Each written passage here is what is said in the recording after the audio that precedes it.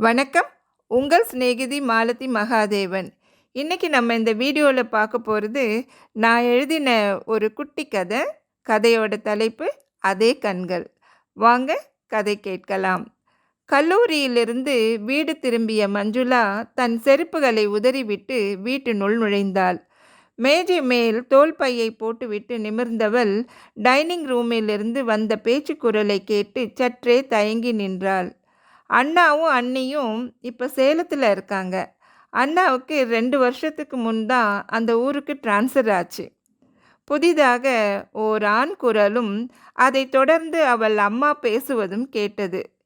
உள்ளே போகலாமா வேண்டாமா என தயங்கியபடி டைனிங் ரூமை எட்டி பார்த்தபோது மஞ்சுளாவுக்கு டைனிங் டேபிள் முன் அமர்ந்திருந்த இளைஞனின் முதுகுப்புறம்தான் தெரிந்தது. மஞ்சுளாவை பார்த்துவிட்டு அவள் அம்மா சரஸ்வதி, டிஃபன் சாப்பிட வாயேன் மஞ்சு என்றாள். எனக்கு பசியே இல்லைம்மா, நான் அப்புறமா சாப்பிட்டுக்கிறேன் என்று அவசரமாய் மறுத்தாள் மஞ்சுளா. அவள் குரல் கேட்டு சட்டென்று திரும்பி பார்த்தவனின் கண்களை பார்வையால் தொட்டுவிட்டு தன் இமைகளை தாழ்த்தி கொண்டாள் மஞ்சுளா.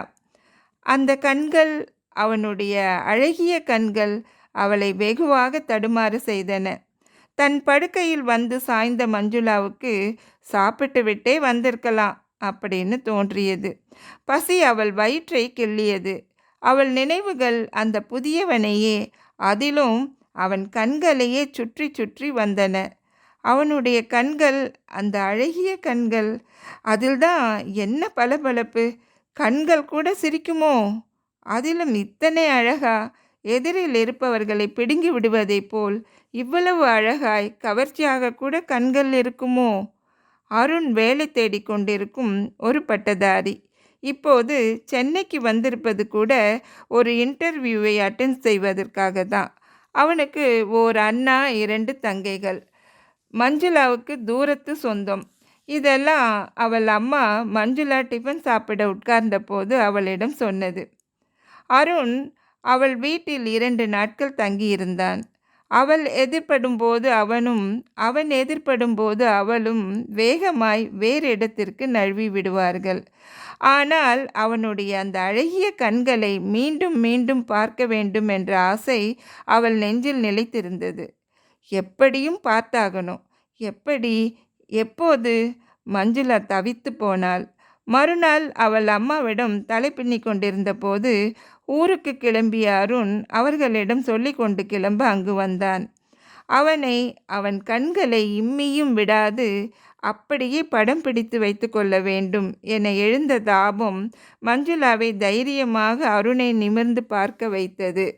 நெருங்கிவிட்ட தேர்வு அவள் மென்னியை பிடிப்பது போல் பயமுறுத்த படிப்பில் ஆழ்ந்து போனாள் மஞ்சுளா.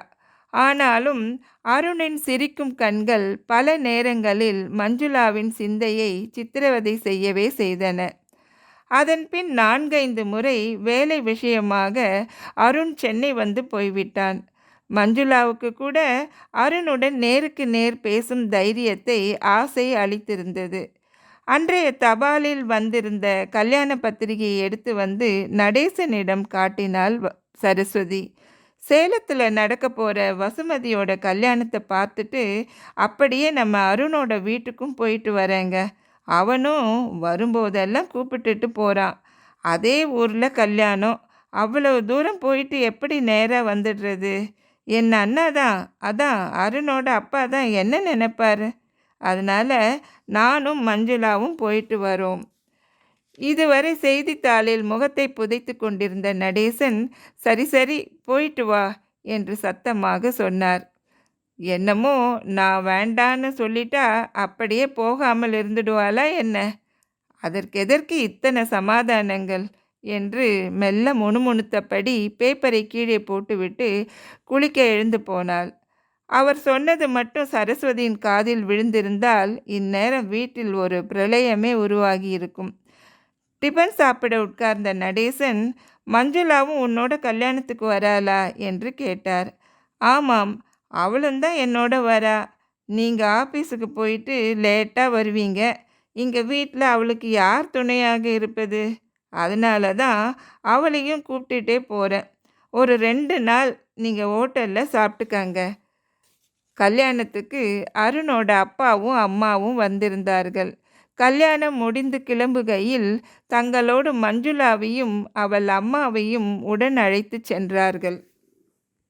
அருணின் முதல் தங்கை கமலி மஞ்சுளாவை விட 1 வயதே சிறியவள் என்பதால் மஞ்சுளாவிடம் தோழியாக சகஜமாக பழகினாள்.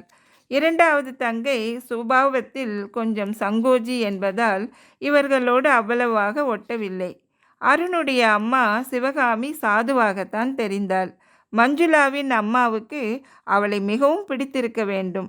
அவளை அண்ணி அண்ணி என்று அழைத்தபடி அடுப்படியில் அவளுக்கு ஒத்தாசையாய் இருந்ததிலிருந்து அப்படித்தான் தெரிந்தது. அருணின் அம்மாவுக்கு மஞ்சுளாவை தனது மருமகளாக்கி கொள்ள ஆசை போலும். அதை சந்தர்ப்பம் கிடைக்கும் போதெல்லாம் வெளிப்படுத்த அவள் தவறவில்லை. அனைவரும் சாப்பிட்டு கொண்டிருந்த போது மஞ்சுளா அவள் அத்தைக்கு ஒத்தாசையாக பரிமாறி கொண்டிருந்தாள்.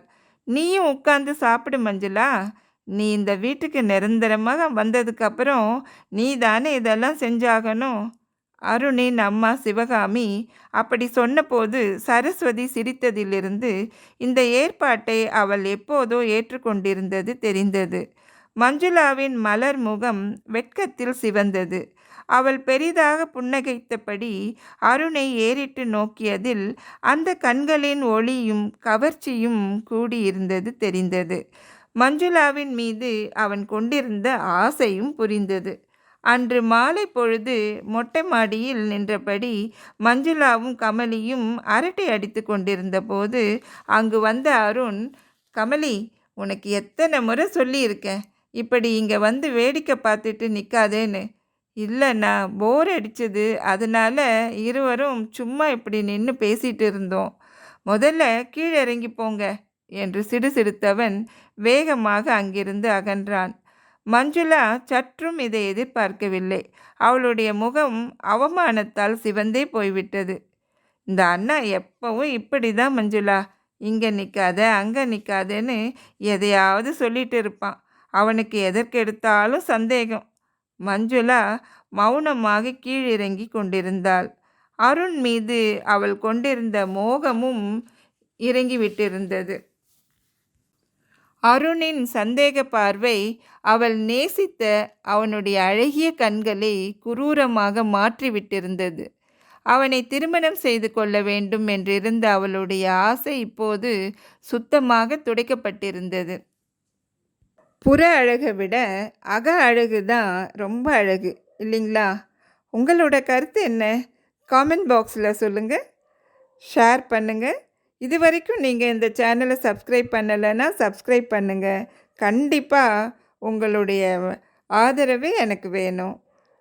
நன்றி, வணக்கம்.